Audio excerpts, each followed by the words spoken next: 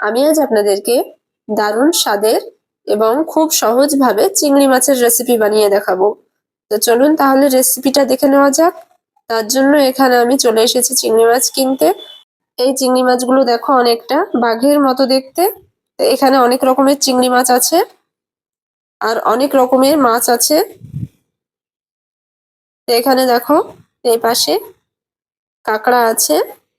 আজকে আমি এখান থেকে কিছু মাছ কিনে নিব। তো এখান থেকে কিছু মাছ নেওয়ার পর আমি চলে এসেছি। তো এই দেখুন মাছটা তাজা আছে, নড়ছে।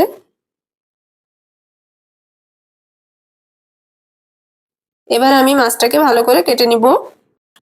প্রথমে ঠ্যাংগুলো এরকম ভাবে কেটে নিলাম, তারপরে মাথার এই অংশটাও ছাড়িয়ে নিব, সামনের এই অংশটা কেটে নিব, তারপরে মাথার এই সামনের দিকে একটা ময়লা আছে এটাও ফেলে দিব, পিঠের ওপরের এই খোলটাও ছাড়িয়ে নিব। এরকম ভাবে আমি ছাড়িয়ে নিয়েছি। তো লেজটা কেটে দিলাম। এবার আমি পিঠের ওপরে এরকম ভাবে একটু চিড়ে নিব। তো এখানে একটা সুতোর মতো ময়লা থাকে, এটাও আমি এরকম ভাবে ফেলে দিব।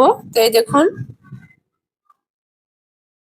তো এরকম ভাবে আমি সব মাছগুলো কেটে পরিষ্কার করে নিব। তো আমি মাছগুলো কেটে ধুয়ে পরিষ্কার করে নিয়েছি। এবার এখানে দিয়ে দিব স্বাদ মতো লবণ, দিয়ে দেব হলুদ গুঁড়ো, এখানে আমি দিয়ে দিব কাঁচা লঙ্কা। তো আপনারা চাইলে এখানে শুকনো লঙ্কাও দিতে পারেন। তো এবার আমি এটাকে ভালো করে মাখিয়ে নিব। এটা আমার মাখানো হয়ে গেছে। এবার আমি এটাকে একপাশে রেখে দিব। এখানে আমি নিয়েছি একটা নারকেল, এটাকে আমি ফাটিয়ে নিব। ভেতরটা দেখুন কত সুন্দর। এবার আমি এটাকে এরকম ভাবে ছাড়িয়ে নিব। এগুলো আমার ছাড়ানো হয়ে গেছে। এবার আমি একটা মিক্সি জারে ঢেলে দিলাম। তো সামান্য পানি দিয়ে দিলাম। এবার আমি এটাকে পেস্ট করে নিব। এটা আমার হয়ে গেছে। এটাকে এবার আমি একটা ছ্যাকনার সাহায্যে ছেঁকে নিব।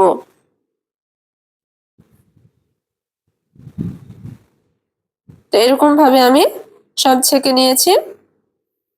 এই দেখুন, এবার আমি এখানে কড়াতে দিয়ে দিব তেল।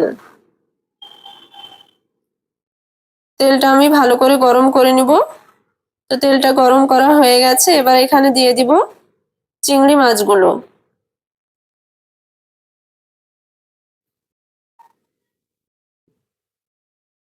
তো চিংড়ি মাছটা এবার আমি ভালো করে ভেজে নিব। তো মাছগুলো আমার ভাজা হয়ে গেছে। তো খুব বেশি ভাজার দরকার নেই। এবার আমি এগুলোকে তুলে নেব। এবার বাকি যে মাছগুলো আছে সেগুলো ভেজে নেব।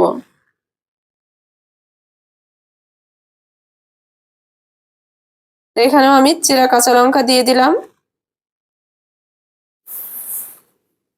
এই মাছগুলো আমার ভাজা হয়ে গেছে।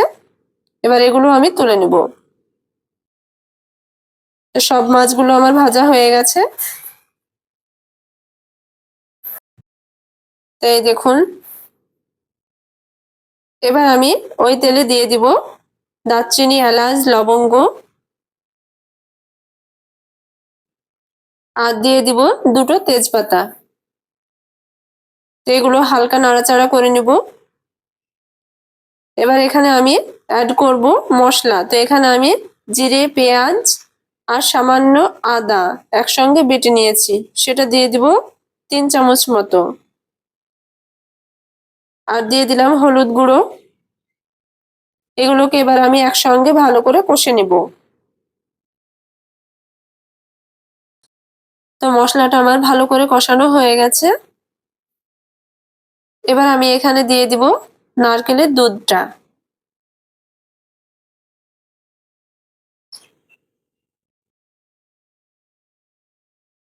তো এটা আমি ভালো করে একটু নাড়াচাড়া করে নিব। এবার এখানে দিয়ে দিলাম স্বাদ মতো লবণ। এবার এখানে আমি দিয়ে দিব ভেজে রাখা চিংড়ি মাছগুলো।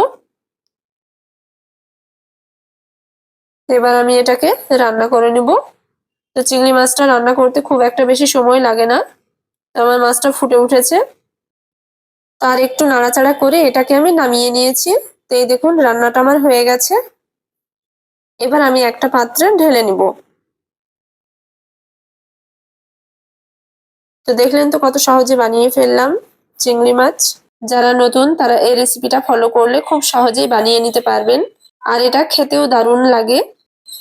দুপুরবেলায় ভাতের সঙ্গে এই রেসিপিটা থাকলে আর অন্য কিছুই লাগবে না।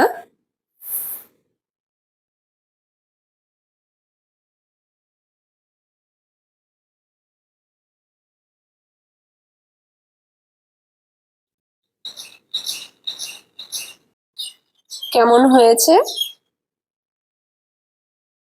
দারুণ।